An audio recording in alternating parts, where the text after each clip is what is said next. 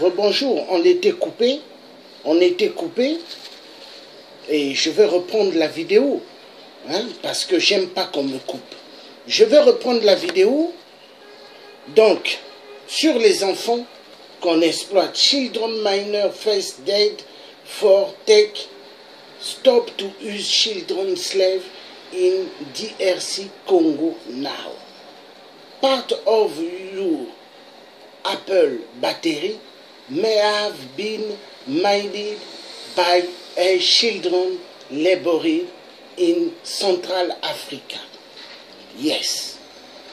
Donc nous allons écouter d'abord un peu de la musique qui va un peu nous adoucir, parce que c'est très important. Très important.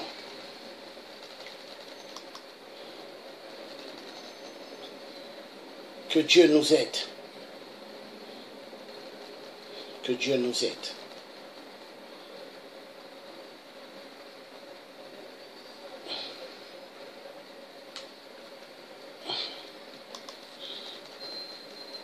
Excusez-moi.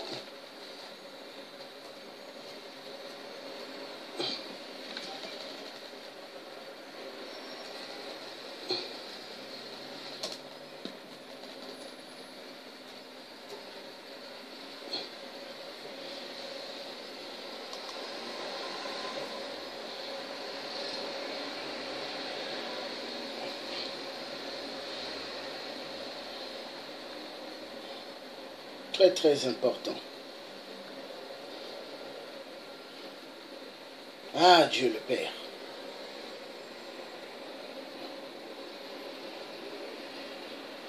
Dieu est un Dieu bon, Dieu est un Dieu bon. Il nous aime, nous tous.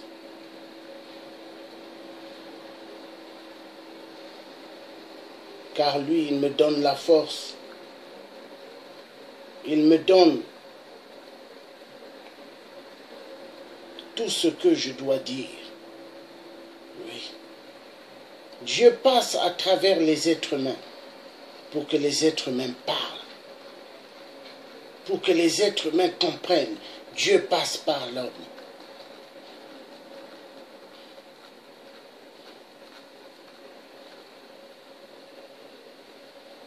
Et il est temps que les gens puissent comprendre. Il est temps, car le peuple congolais de la RDC, esclave et esclave, Dieu en a marre. Dieu veut voir ce peuple libéré, libéré de la tyrannie, libéré de l'esclavagisme. Oui. Nous allons voir toutes les firmes qui sont accusées des pillages immenses des minerais en RDC. Nous allons voir.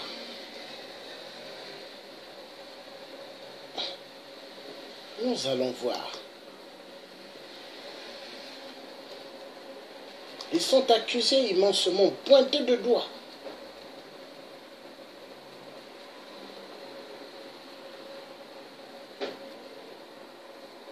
Ils tuent le peuple de Dieu.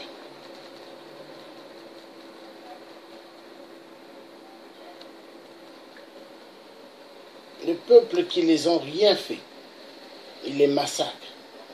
Il les violente sexuellement parce qu'ils ont besoin des minéraux. Oui, ils se disent que les minéraux de la RDC sont à eux. Mais en réalité, ces minéraux ne sont pas à eux. C'est pas à eux. C'est au peuple Congo, le peuple dont Dieu a tout mis en RDC. Toutes les richesses se retrouvent là-bas. Et ce peuple a besoin du respect. Oui, du respect. On n'a pas besoin de massacrer ce peuple. On n'a pas besoin de tuer ce peuple. Mais le respect pour ce peuple.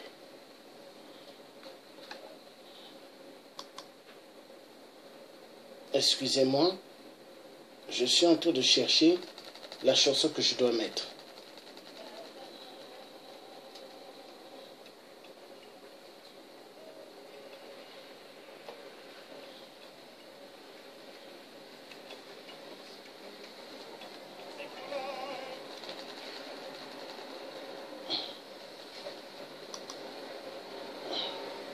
Je vais le trouver au nom du Tout-Puissant.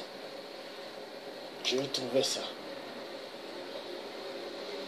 Parce que avant de commencer la vidéo, il faut écouter d'abord la bonne musique. C'est important. Très important.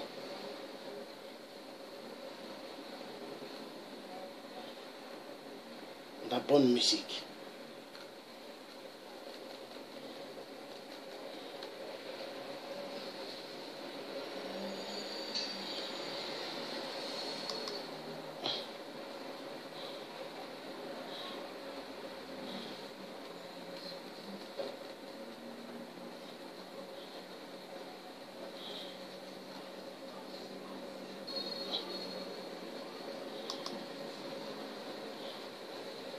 C'est où, non?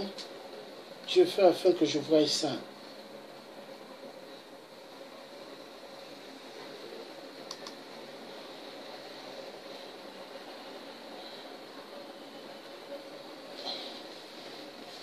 Oh là là là là.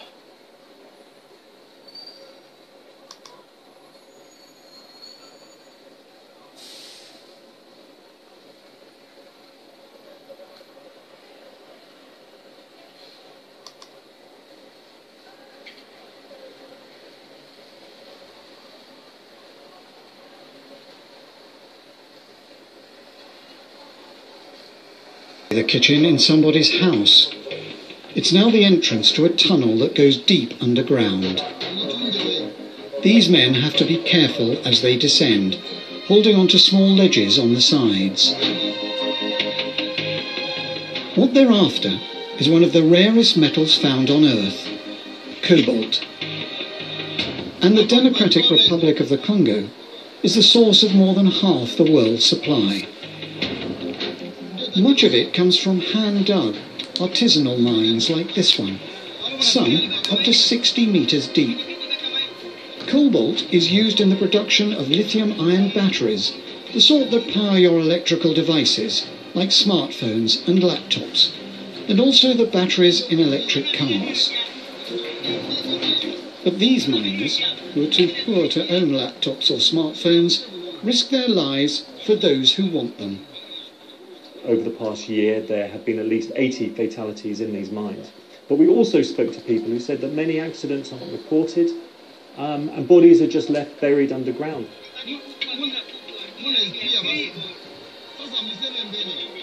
They don't have any basic tools, safety equipment or protective clothing, nor do they wear face masks to save them from a near-invisible poison.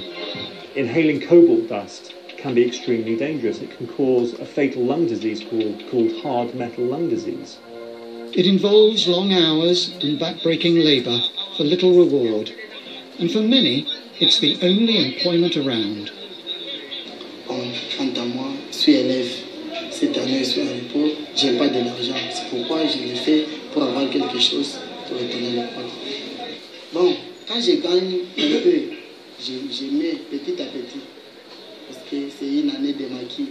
Après tout cet argent-là, je vais partir avec l'école. This is the neighbourhood of Kazulo, in Kolwezi City, in the south of the DRC. Residents discovered cobalt here in 2014 and have since hand-dug hundreds of holes in the ground. These mines are extremely dangerous because these miners aren't getting any support from the government. They don't have technical training. There aren't supports within these mines. This region has the potential to be one of the world's richest mining areas. There are dozens of large industrial copper and cobalt mines, but most people live in poverty and scrabble around for a living. It isn't only adults who dig for cobalt. So too do children, earning as little as $2 a day, and they are ripe for exploitation. The United Nations, which is based in the DRC, says that there are at least 40,000 children working in these artisanal mines in the southern part of the country. How many are working on cobalt as opposed to other minerals, we don't know, but it's clearly a very large problem. Just arriving now at a place called Marlo. It's a lake where women, and we're told some children as well, wash the ore that comes out of the artisanal mines. Youngsters like 13-year-old Charles do this because they can't go to school.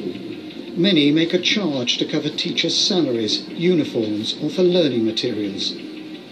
His father, Francois, says that it's hard even to get enough money to eat.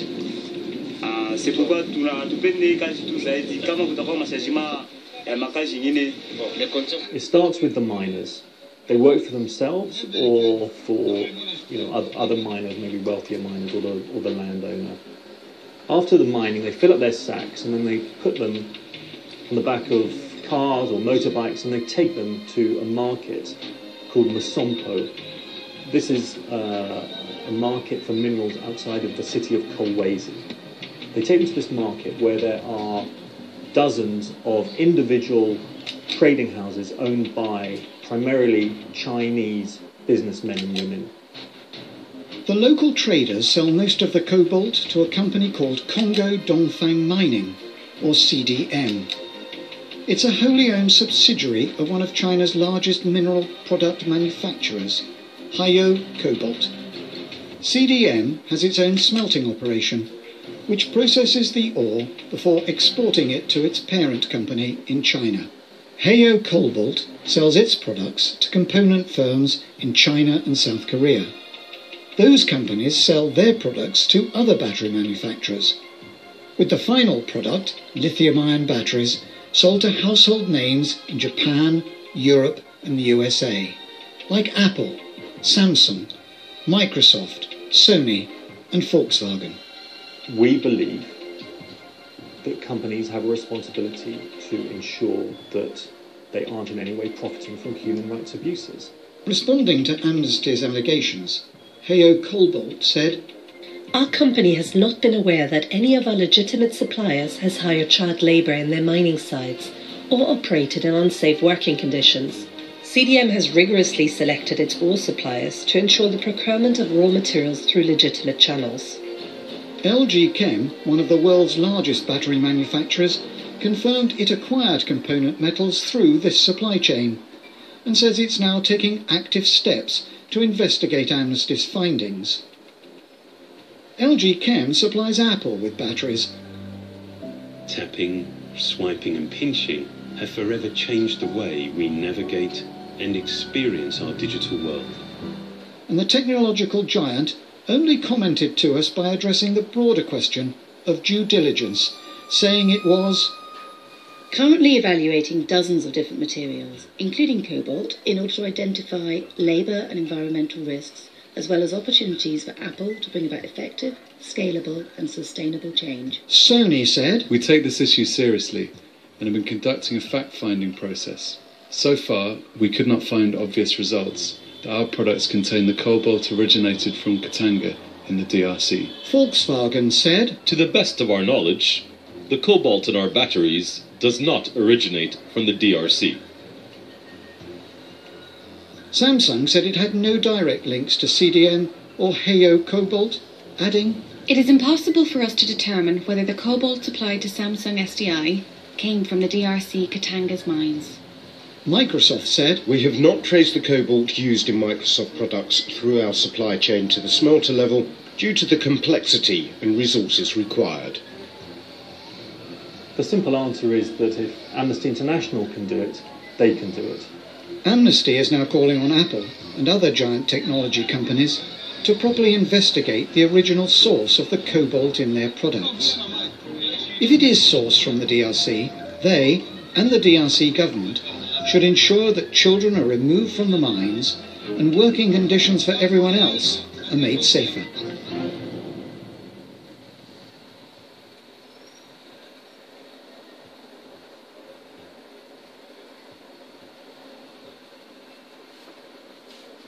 Voilà, nous avons suivi. Nous avons suivi l'esclavagisme qui perdure en RDC. Oui, en RDC, il y a l'exploitation des enfants. Tout à l'heure, nous allons voir aussi l'exploitation des enfants en Centrafrique, sur des mines de diamants. Mais pour le moment, nous sommes d'abord avec la RDC. Et c'est parti. les enfants esclaves.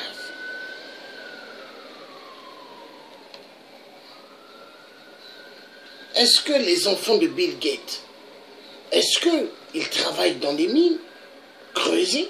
Est-ce que les enfants de Donald Trump sont dans des mines? Non. Qu'est-ce qui ne va plus? Ça fait mal. Children mining. The Democratic Republic of Congo is rich in minerals, but most are poor here, and the young are working everywhere. It's often the only way to survive. We're searching for 2 little boys we last saw months ago. It takes us 6 hours retracing our steps from the mining capital of Lubumbashi, mostly on unmade roads, into the heart of the former Katanga province. This is rough territory, and we complete the remaining 3 kilometers on foot. Jumbo. We're heading for a remote nomadic mining community hidden in the bush where we first spotted Dorsan and Richard. Then little Dorsan, at just 8 years old, was struggling in atrocious conditions to help with the cobalt mining. He and his friend Richard, standing next to him and just a few years older, worked all day for a pittance, often not enough for either of them to buy food. Dorsan was the image of misery. Both had little hope for the future. Walitusukuma tunaenda tena tunarudia, ndio nashikia sana mkongo inauma, ndio mimi natumia mkongo unaondoka na mbavu na alikula kinapita kile mlima kama kapanga kama kasha asipataki makuta nalala na njala. When we finally reach their village, it doesn't take long to track down both boys. Jambo Dorsan. Jambo Richard. Dorsan's father's been digging new tunnels, but he's found no cobalt for days, so the two haven't eaten. Il faut tuko obligé paka tupate. Kama tunaweza kupata juu ya kusponsorize huyu na afundi. Sasa atiwabalo kupata makuta. Bo balezi utukondaneke aba tuto abafunde juu ya nini? Parce que ile makuta ishi tukulapata aitu sifir. Dorsan's father Yasant and his partner have already dug 6 meters into the ground. They have no protective equipment and few tools, just a couple of shovels. And they're doing this knowing their previous 3 tunnels have collapsed. But hunger is a powerful motivator. Dorsan's not allowed in the tunnel, it's too dangerous, but he and Richard help out on the surface, emptying the bags of soil almost as big as themselves, so the sacks can be filled again. There's a chance the boys can be educated. Jean Bosco? And Jean Bosco is the key. His organisation's offering to sponsor Dorsan and Richard at a boarding school more than 100 miles away in Lubumbashi. But the boys' fathers have to agree.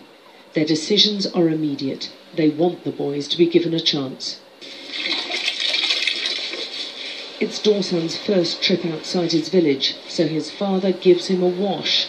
With no water source close by, this is a very rare experience. Doste. Ndio kufunda. Abukonzi hapa. Kutoka konana.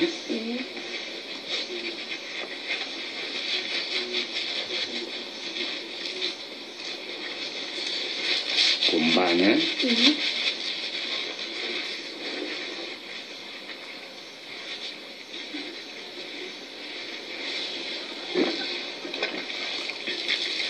Waweza sema mimi nitakufa au ni kwa.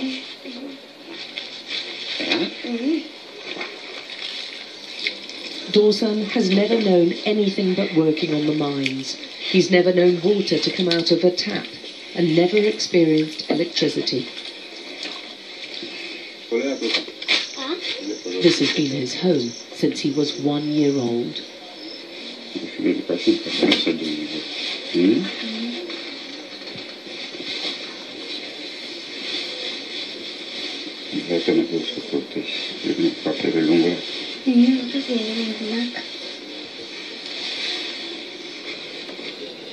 He's saying goodbye to everything and everyone he's ever known. The two boys now face a very different future to those they leave behind, and they wave excitedly to their friends.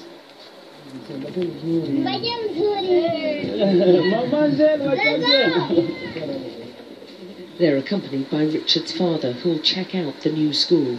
Dorsan's father has work to do tunnelling. By the time we reach Lubumbashi, it's night time. It's an unrecognisable new world for the boys, with streets packed with traders and buyers.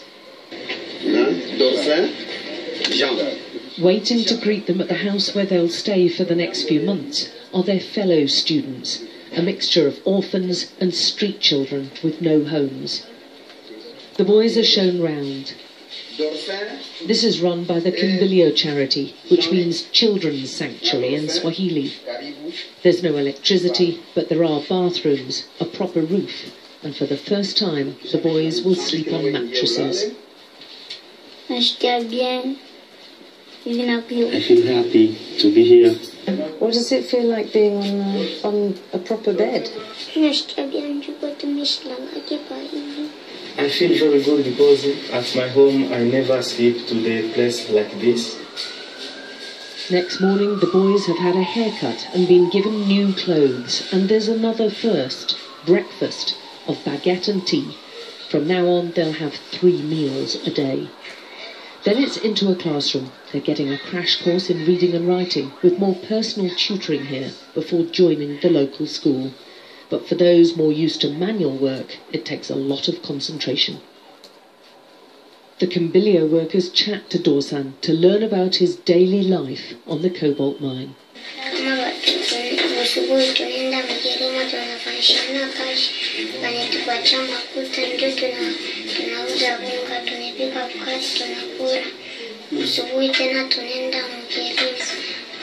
Kama banapandisha bantu mantapayo tuanza bakukotea tu na bamwangia bantu kacha makuta tunaenda tena tunapika kama atupate tena kashi abate atutapata makuta sikene siku tutalala na njala.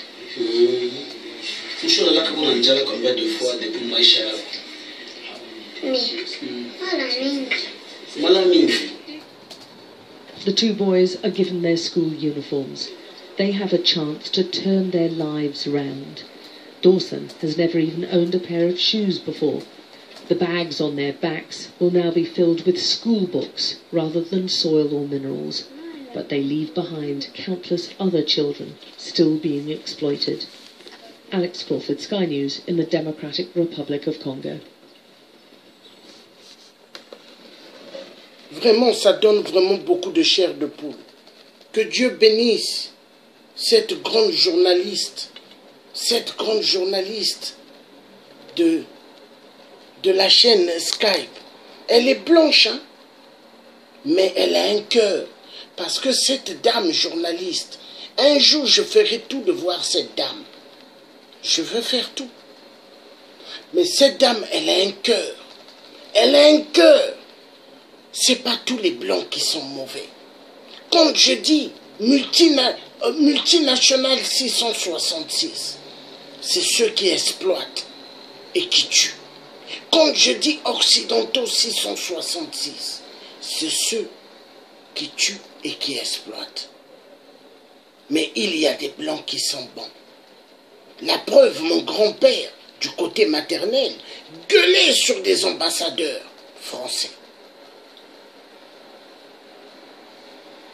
Nous avons besoin d'une Afrique meilleure.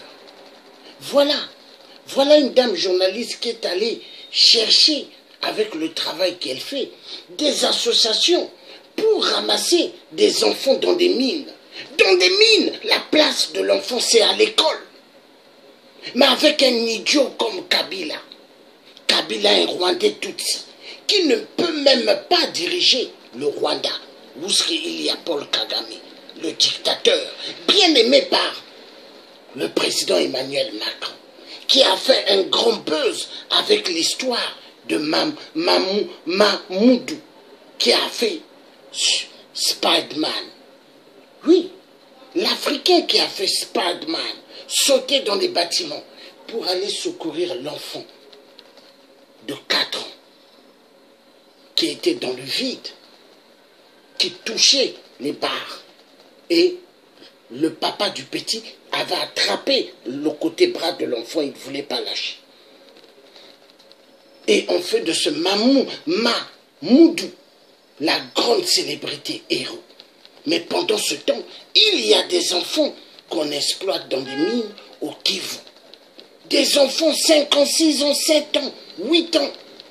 Des enfants qu'on force d'aller dans des mines. Oui. Ça, ce sont des enfants que la France devrait plonger comme Mamoudou. Oui, faire Spider-Man. Mais est-ce que la France fait Spider-Man? Est-ce que les États-Unis font Spider-Man pour aller secourir? Niet. Il faut avoir un cœur. Ça fait mal. Ça fait mal. Et cette dame, que Dieu la bénisse, et regardez l'enfant, comment il était content. L'enfant a dit, c'est la première fois qu'il ose mettre des chaussures. Vous avez vu la maison? Hein? Genre en bâtonnet en bois. Au puis le papa a mis du plastique. Ça, c'est la maison où le petit dormait avec son papa. Ça fait mal. Et 2 enfants que son papa avait, hein? Les 2 sont partis. Et le papa est resté seul pour travailler dans les mines avec les autres. Ça fait mal. Et ça, c'est ce que Donald Trump, le président américain, qui avait dit pendant la campagne, quand je serai président, tous les dictateurs, je vais les dégager. Est-ce que Donald Trump l'a fait? Non. Macron, président français, un jeune, mais qui salit son image, parce qu'il a besoin de quoi? Du papier. Du papier avec des numéros, hein, et avec une signature des cachets. Et ce papier bien coloré, l'argent. Donc, eux, ils préfèrent le fric, le fafio, le faranga. Mais ils oublient qu'il y a des êtres humains qui sont tués. Et moi, le tiers africain, je préfère l'être humain. Oui. Car l'être humain, c'est meilleur. Car l'être humain, c'est meilleur. Oui. Je préfère l'être humain. Et ça, je le dirai tout le temps. L'être humain est mieux. L'être humain est mieux. Il faut en parler. Est-ce que tous les amis que j'ai dans Facebook, est-ce qu'ils partagent les vidéos donc pour envoyer dans leur groupe, donc pour envoyer à leurs amis qu'ils puissent éparpiller les informations?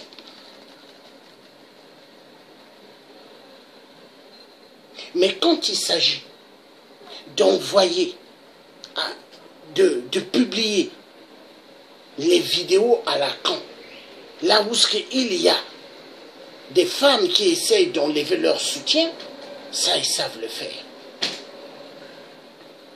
Là où il y a eu un homme de PPRD qui est en train de se masturber, hein, dans le direct de l'internet en RDC, ça les gens qui sont amis de ma page, certains m'ont envoyé ça pour que je regarde. Et je leur ai envoyé des messages. J'ai dit, si vous m'envoyez encore des gens, des bêtises comme ça, je vais vous bloquer.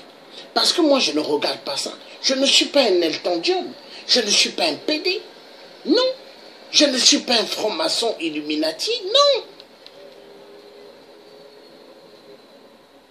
Et ceux qui m'ont envoyé des images de ce genre, du ministre à la con de Kabila, qui se masturbait, parce qu'une métisse était de l'autre côté. Et c'est des gens, certains, qui se disent combattants, qui m'ont envoyé ça. Mais je n'ai jamais voulu regarder ça, parce que je ne suis pas un idiot et je ne suis pas un PD. Voilà. J'ai une femme et j'ai des enfants. Mes enfants, jamais personne ne les verra comment on appelle, dans les réseaux sociaux.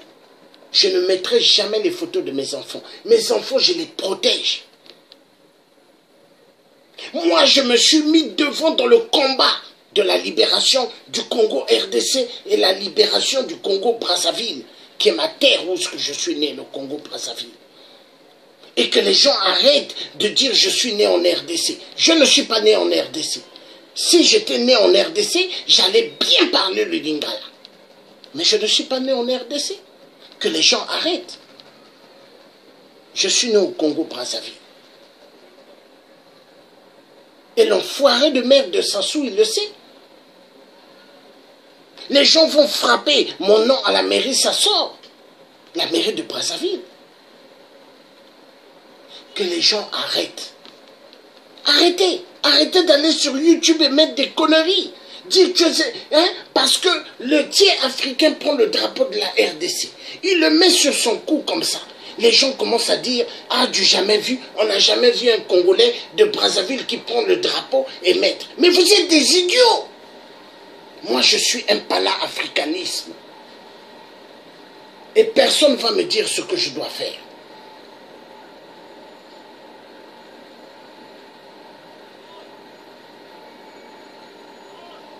Je suis un être humain de ce sens, un être humain qui pense aux humains. Et Dieu aime ça. Je ne suis pas un être humain qui est là pour faire ce que d'autres à la con veulent. Non. Mais je suis un être humain libre. Je ne suis point un être humain qui doit être commandé par des francs-maçons, par des Illuminati. Je refuse. Je suis un être humain libre. Libre et je continuerai à parler. Oui. Je continuerai à parler parce que des êtres humains sont malmenés. Je continuerai à pointer le doigt parce qu'on maltraite des êtres humains, parce qu'on les prend pour des esclaves. Je continuerai à parler parce qu'on ne respecte pas la vie des Congolais. On ne respecte pas la vie de ces Congolais qui n'ont rien demandé. On ne respecte pas la vie de ces Congolais qui n'ont rien fait. Ces Congolais-là sont menacés. Ils ont fait quoi? Ces Congolais-là ont fait quoi? Ces Congolais-là, est-ce qu'ils ont pris des choses de l'Europe? Est-ce qu'ils ont pris des choses de l'Europe? Est-ce qu'ils ont pris la vie des Européens? Non. Mais on les tue. On les tue.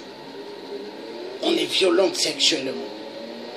La femme en RDC n'est plus un être respectable pour la communauté internationale du sang. Ils violentent la femme sexuellement. Et ils aiment ça. Et quand ils ont besoin qu'il y ait des crimes atroces, ils prennent leur téléphone et ils forment le numéro et ils appellent. Allô? Oui. Paul Kagame, est-ce que tu peux envoyer tes chiens loups? Oui, envoie tes chiens, tes liens au Kivu, au Kassai, à Beni, à Goma. Et les boys de Paul Kagame vont pour commettre des atrocités avec des machettes, avec des haches. Pour que eux, ils viennent voler les minéraux. Vous avez vu une vidéo que je vous ai mis tout à l'heure. Une maison dans la cuisine, les gens ont creusé profondément pour aller chercher le coltan, le cobalt plutôt. Parce que dans toutes les surfaces de ces coins-là où il y a des maisons, il y a des minéraux. Donc pour cela, les multinationales et ainsi que la MONUSCO, casque bleu soi-disant pour protéger les habitants. Mais ils ne sont pas là pour ça, hein. Ils sont là pour les pillages des minéraux. Et il y a une vidéo où il y a des Américains qui ont bien dit, des journalistes américains, que les casques bleus ne sont pas là pour sécuriser la population, ils sont là pour les pillages des minéraux.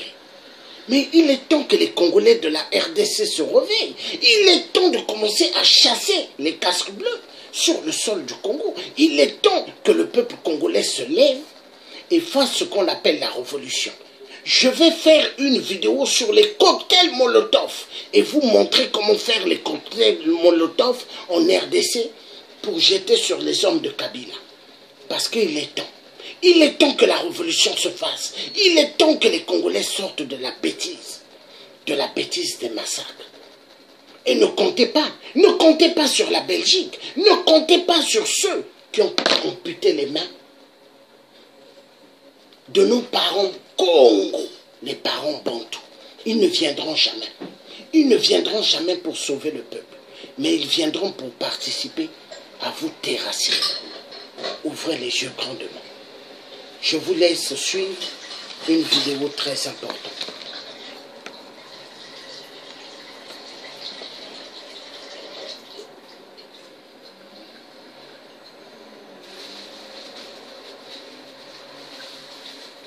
Don't worry, I will cook.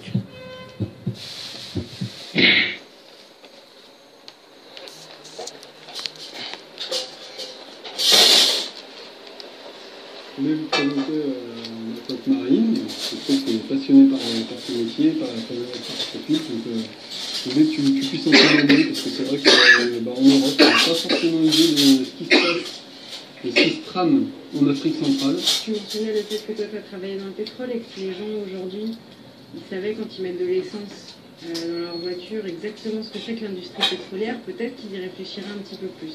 Voilà, on est bien déconnecté en fait. Très déconnecté, ouais, de ce qui se passe. Et en RDC, la RDC c'est un pays qui est énorme, qui est magnifique, qui est très sauvage. Il y a plus de 400 ethnies différentes, 400 langues, et qui est le deuxième pays le plus grand d'Afrique. C'est un pays qui a aussi plein de ressources naturelles, du bois tropical qu'on utilise pas mal en Europe, pour faire un joli parquet, des jolis meubles, voilà. Qui a beaucoup de minerais comme le coltan qui est utilisé pour faire les batteries de nos téléphones portables. Il y a aussi de l'or, il y a du cuivre, il y a du pétrole aussi. Et on ne sait pas du tout comment ça se passe là-bas, ou on ne veut pas le savoir. Et moi, en fait, mon travail, c'est d'essayer de faire en sorte que ces ressources-là ne détruisent pas la forêt, pour sauver la forêt, mais surtout pour sauver les gens qui habitent dans cette forêt, et qui ignorent, et qui sont toutes spécifiquement destinés, qui sont, selon les estimations maximales, 2 millions en Afrique centrale, c'est l'ensemble des pays du bassin du Congo. C'est une vie qui est très discriminée et qui est restée très traditionnelle dans son mode de vie, c'est-à-dire qu'ils dépendent en fait complètement des ressources forestières pour leur survie. Ils se logent dans la forêt avec des feuilles, avec des branches, etc. Ils se nourrissent de ce qu'ils trouvent, de ce qu'ils chassent, de ce qu'ils pêchent, de ce qu'ils cueillent. Ils ne font pas d'agriculture, c'est vraiment des chasseurs-cueilleurs encore. Ils soignent ces techniques industrielles et en fait, quand on détruit leur environnement, en exploitant la forêt, en exploitant les mines, en exploitant le pétrole, en exploitant l'huile de palme. Alors heureusement, en RDC, c'est pas encore très présent l'huile de palme, mais ça commence à Cameroun. C'est déjà en train de défoncer la forêt en Indonésie, en Malaisie, au Bornéo, voilà. Pour le coup, les RDC et Robert sont encore là, donc ça me fait retarder. Parce que tout le monde veut continuer à manger du Nutella. Ah oui, c'est vachement plus important quand même. On a ici notre Nutella pour l'instant. Alors qu'on fait très bon brownie crudivore. Je vois pas pourquoi on se fait chier à acheter du Nutella, bordel. Quand on fait ça, on détruit l'environnement de ces populations-là. Et moi, j'ai travaillé avec des populations qui, sont expulsées du milieu naturel, se retrouvent à la rue. Et c'est le cas de le dire parce qu'ils vont du coup souvent se mettre en bord de route pour devenir mendiants, pour ne plus rien. Enfin, quand tu peux aller dans leur forêt, ils ne plus rien du tout. On imagine un homme moderne qui est malade et il n'y a pas une pharmacie ouverte, pas un supermarché ouvert et sa maison on l'a détruit. Je pense que le mec il peut se trouver gentiment. Enfin, il se met aussi sur le bord de la route pour manger d'ailleurs. Et la chose qui est c'est que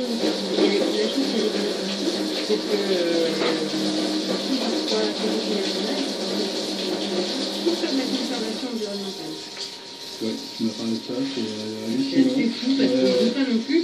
On croit que faire des parcs naturels c'est super intéressant, VVF c'est super, on va sauver les pandas, tout va bien. Alors oui, bien sûr, il faut sauver les pandas. Tout n'est pas acheté, quoi. Tout n'est pas acheté, c'est sûr, hein, évidemment. évidemment, il faut sauver les là, évidemment, c'est bien de faire des réserves. Sauf que la façon dont on fait des réserves aujourd'hui en Afrique centrale, c'est une façon complètement débile, c'est-à-dire qu'on choisit entre l'homme et la nature. Donc des tribus qui vivent là depuis des milliers d'années, en fait, du jour au lendemain, on va leur dire, bah voilà, on a fait une réserve naturelle, donc la présence de l'homme est interdite, donc vous dégagez. Et c'est comme ça que moi j'avais suivi le cas de 6000 personnes qui se sont fait expulser de leur montagne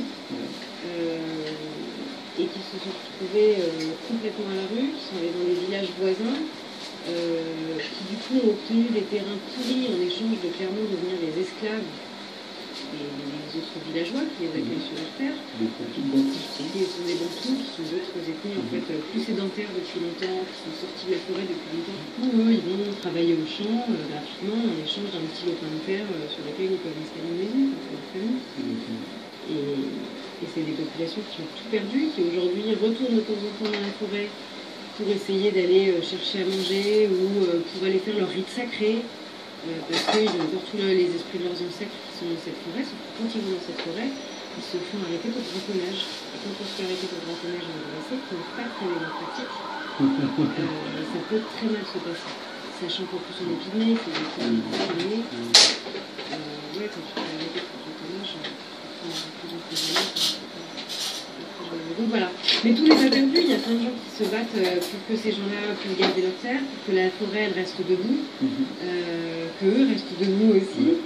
Et je pense que c'est un combat qui est très important, qui moi me passionne, parce que ce sont des gens passionnants, parce que c'est notre patrimoine de l'humanité, toutes ces ethnies. C'est un savoir hallucinant qui est en train de se perdre. Complètement. Moi, je veux savoir le traditionnel, par exemple, de s'inspirer d'eux plutôt que d'essayer de les parce qu'ils sont en train de le perdre. Quand ils sont chassés de leur forêt, bah, évidemment, les enfants qui naissent aujourd'hui naissent plus dans la forêt et donc ne connaissent plus ce savoir traditionnel. Donc en fait, aujourd'hui, sur les 2 millions de Pygmées, il y en a beaucoup qui ont perdu ce mode de vie traditionnel et ses connaissances. Et on est en train de tuer un petit peu les connaissances traditionnelles et des gens qui en plus peuvent être des vrais protecteurs de la forêt parce qu'ils ont des méthodes de conservation naturelle de la forêt. Il ne faut pas qu'ils les perdent. Ils les perdent, c'est normal. Comme nous, on a perdu un peu nos connaissances de l'agriculture basique. Quand les gens dans les villes, il y a sûrement des grands-parents de fermiers, mais les Pygmées, c'est des écologistes qui s'ignorent. Oui, tout à fait, oui. Vous avez quelques exemples C'est des exemples que je tire en plus de cas très précis, c'est que j'ai fait une mission dans une réserve naturelle qui s'appelle la réserve naturelle du Congo et qui est un endroit absolument magnifique. L'ONG pour laquelle je bossais à l'époque était en train d'essayer de mettre en place la première réserve du Congo qui serait dessinée et ensuite gérée par des autochtones, par des Pygmées. Donc nous, on est allés les rencontrer pour aller leur demander un petit peu quelles sont leurs pratiques traditionnelles de conservation et comment on pourrait mettre ça en place, parce que s'ils gèrent la réserve, il faut s'assurer aussi que quelles sont leurs pratiques traditionnelles. Et ils ont des pratiques qui sont géniales. Par exemple, ils connaissent exactement les périodes de reproduction des animaux et ils savent très bien qu'à telle période, il ne faut pas chasser tel animal. Parce que c'est la période de reproduction et que donc si tu chasses l'animal, tu vas perturber la reproduction de l'espèce. Ils ont aussi tous les endroits de nidification, donc les endroits où les animaux mettent bas et où ils élèvent les petits enfants, ce sont des endroits qui sont considérés comme sacrés, c'est un tabou, tu n'as pas le droit d'y aller. C'est aussi un tabou, par exemple, de tuer un bébé animal, tu n'as pas le droit de ramener. Et il y a plein de tabous comme ça. Les tabous, c'est en fait des interdictions. En fait, c'est le chef du village qui dit qu'on ne le fait pas. Et si tu le fais, c'est le chef du village qui est aussi un sorcier qui va l'interdire. Et ce qui est drôle, c'est qu'ils ne le font pas parce qu'ils disent que c'est bon pour l'environnement. Ils le font parce que ils pensent que les esprits vont pas être contents, ça va t'apporter ce qu'ils appellent le Motombo.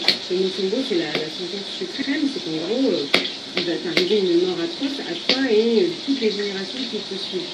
Ah oui. Donc le Motombo, t'as pas très envie de l'avoir. Et donc ils le font pas, et c'est drôle parce que du coup, oui, comme tu dis, c'est des écolos qui s'ignorent. Ils ont des pratiques ultra écolos sans savoir ce qu'ils font pour l'écologie. Les Gardes-Marins, c'est un grand penseur, Jérémy Reskin aussi, ils disent le plus grand problème aujourd'hui de l'humanité, en fait, c'est la déconnexion de l'humain avec la nature. Et quand on entend que on est en train de mettre tout ce savoir-faire de ces humains qui sont ultra connectés avec leur nature, ça devrait tout apprendre. J'espère que vraiment vous et merci pour eux, pour tout ce que tu peux faire. Même si tu fais toujours des vidéos dans l'apéro comme disait Mère Teresa, si elle n'était pas là, mais...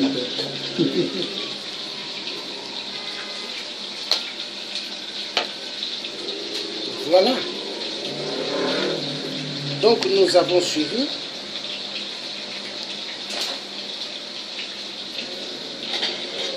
Et nous allons mettre autre chose très important.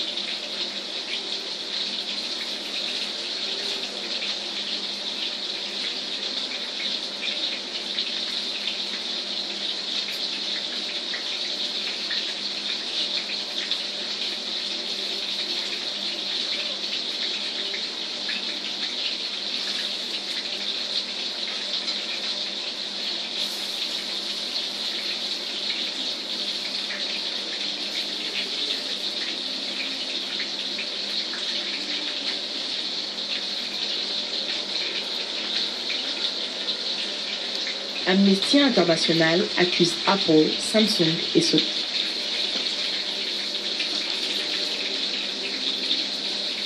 Amnesty International accuse Apple, Samsung et Sony de ne pas vérifier si les minerais utilisés dans leurs téléphones proviennent du travail des enfants dans les mines. Le rapport sur le mine de cobalt en RDC révèle que les enfants, même âgés de 7 ans, travaillent plusieurs heures dans des mines dangereuses sans équipement de protection. Le cobalt est un composant important de batteries lithium déportables. Ces jeunes enfants de 7 ans travaillent juste pour 1 ou 2 dollars la journée. De la RDC provient au moins 50% de la production mondiale de cobalt. Les jeunes mineurs risquent à long terme des problèmes de santé et sont constamment exposés à des risques d'accident selon Amnesty. Encore selon le rapport d'Amnesty, de septembre 2014 à décembre 2015, 80 mineurs sont morts dans les tunnels souterrains des mines. L'UNICEF estime qu'il y a approximativement 40 000 enfants qui travaillent dans le sud de la RDC.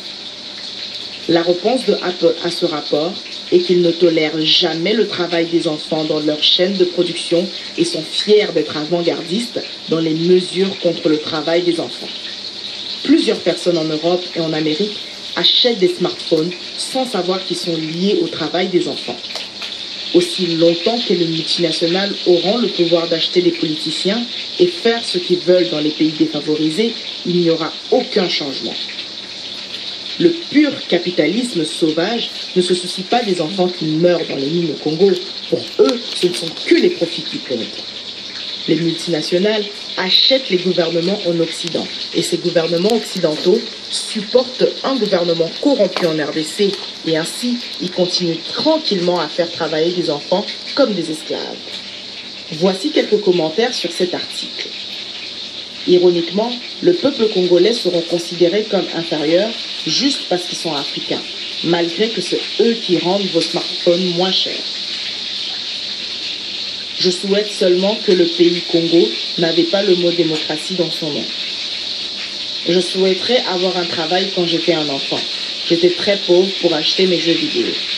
50% de la production mondiale de cobalt, le Congo devrait être un pays très riche. Bon, au moins ils ont un travail. Au lieu d'être des enfants soldats, ils peuvent travailler pour le marché libre mondial. Les multinationales ne forcent pas ces enfants à travailler dans les mines. Ils achètent juste les minerais. Si acheter les rend responsables, dont nous sommes tous responsables. Le problème est que le mode de vie américain est parasite.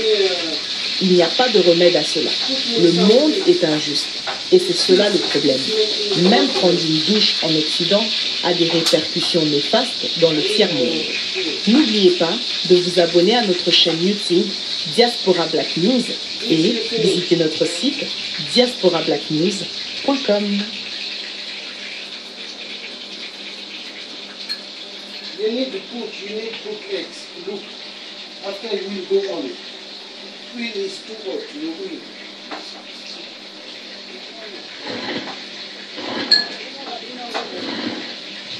Pour mon reportage, ce n'est pas en ville que ça se passe, mais dans la brousse.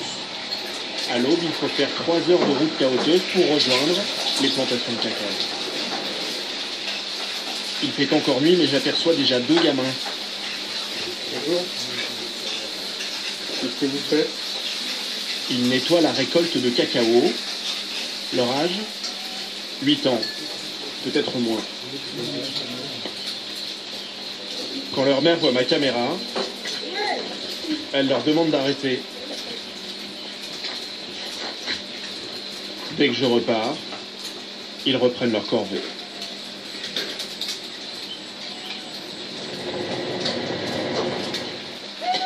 Nous sommes en pleine période de récolte du cacao et dans les plantations, il y a énormément de travail.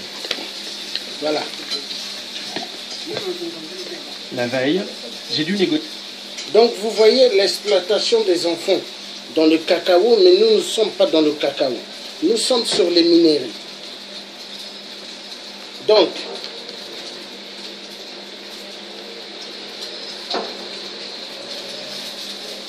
l'exploitation des enfants en RDC, ça fait immensément mal. Bon.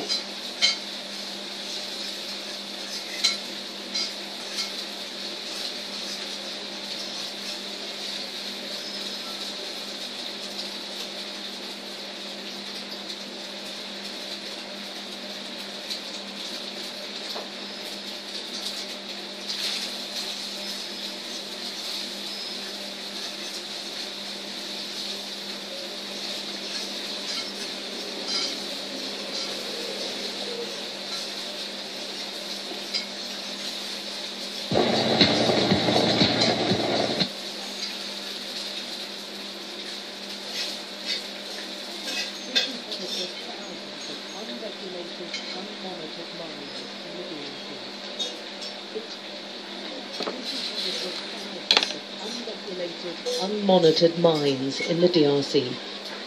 It's crawling with children, working like modern-day slaves. A 12-hour-long day of punishing work may earn them the equivalent of £1. Although one of the poorest countries on earth, DRC is rich in minerals. But a history of brutal colonial exploitation looks like being repeated now, in 2017. Much of it's mined by hand, with rudimentary tools in harsh, potentially hazardous conditions. And wretched whether or not, the rush is on for a mineral the DRC has in great abundance, cobalt, and it's fast becoming more precious than gold. It's a critical ingredient in lithium-ion batteries which power smartphones and laptops. An army of children are at the heart of the mining production. Wearing no shoes and in the most wretched conditions, Dorsan is ordered to retrieve the sack he's forgotten. There's an urgency now. The rains make this dangerous work even more risky, and Dorsan's told in no uncertain terms he risks a beating if he messes up again. Dorsan, with Richard beside him, have worked all day. They're 8 and 11 years old. Even this punishing work doesn't guarantee enough for food. Dorsan hasn't eaten for 2 days now. This is what helpless looks like, and he's one of the children making millions for multinational corporations in America and China whilst they suffer in squalor. For this, they'll get maybe 8 British pence a day. Walitusukuma tunaenda tena tunarudia. Ndio nashikia sana mkongo inauma. Mimi natumia mkongo unaumaka na mbavu. The tunnels are dug by hand with no supports. They frequently collapse, especially during rain. The miners climb down using holes carved in the rock and no safety equipment. This most precious of minerals is often extracted and sorted by tiny hands. They don't wear gloves or masks, yet the World Health Organization says exposure to cobalt and breathing in its dust fumes can cause long-term health problems. We visited 5 different mines across the south of DRC and found all use child workers. Monica's the youngest worker in this group at just 4. But even those barely able to walk have lost their childhoods to mining. Natalie's 12 years old. My fingers hurt, she tells us. Miles away on a different site, Makumba Mateba shows us the cobalt tunnel he's dug with 3 of his friends. It's physically tough work. They removed all this rock by hand over nearly 4 months. It's incredibly insecure for them. Although this is really rich in minerals, and it's going down just 15 meters. There's no support bars, they have no protective masks or protective equipment at all. And right at the bottom, I can see water. It's his village's water which Makumba's convinced has caused his health problems. After a lifetime of drinking it, he has a huge tumour on his throat. Quand on est en train de travailler à Kitowe, là où on cultive les tomates, en train de cultiver si j'ai soif, je peux cultiver de l'eau. There are countless reports of other health problems from those living nearby and working on the mines. On trouve les infections, minimum infections, ndio tunaona huko. Kwa sababu tunatumika material sana, kwa mtu ana infection shulungula, nyingine kuna vinavyotokea, These twins are just 2 days old, and although small, so far they're healthy, to the relief of their mother. Maminereishi inaleta maproblemu kama huyu mwanamke anaenda kutumika hapa, inaleta maproblemu na difficulty kama una mimba boshi mwanamke ni mama yanje kunitupeleka kukwesa mama yanje kunitupeleka tunaenda kutumika. But even if they stay healthy, the twins face a lifetime of hard labour as soon as they can walk. The children's cobalt is sold cheaply to mostly Chinese traders who leave film secretly. They don't ask questions about where their cobalt comes from or who's worked to extract it. They just want the best price. Even those who aren't Chinese, this trading market has Indian owners, told us they sell onto the dominant Chinese exporter of cobalt, CDM. The cobalt first mined here is then sold again to the Chinese parent company, which then supplies some of the world's biggest battery makers. And those batteries, with ingredients which originated in DRC, end up in, for instance, smartphones.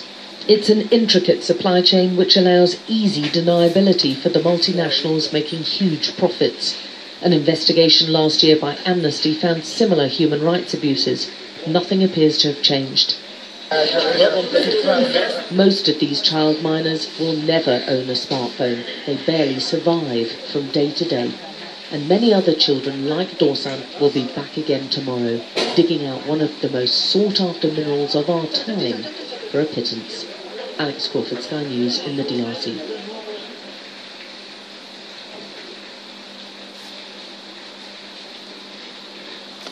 Voilà, nous avons suivi la RDC, là où il y a pas mal de bordel, le bordel de cette communauté internationale.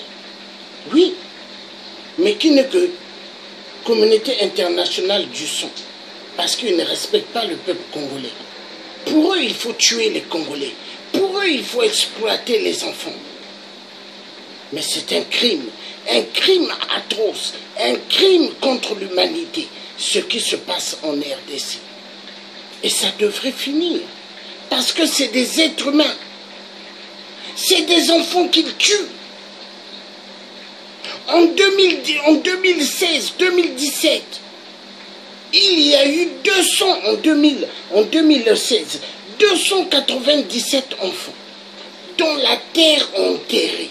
Ils étaient allés pour creuser le cobalt. Tous sont morts. En 2017,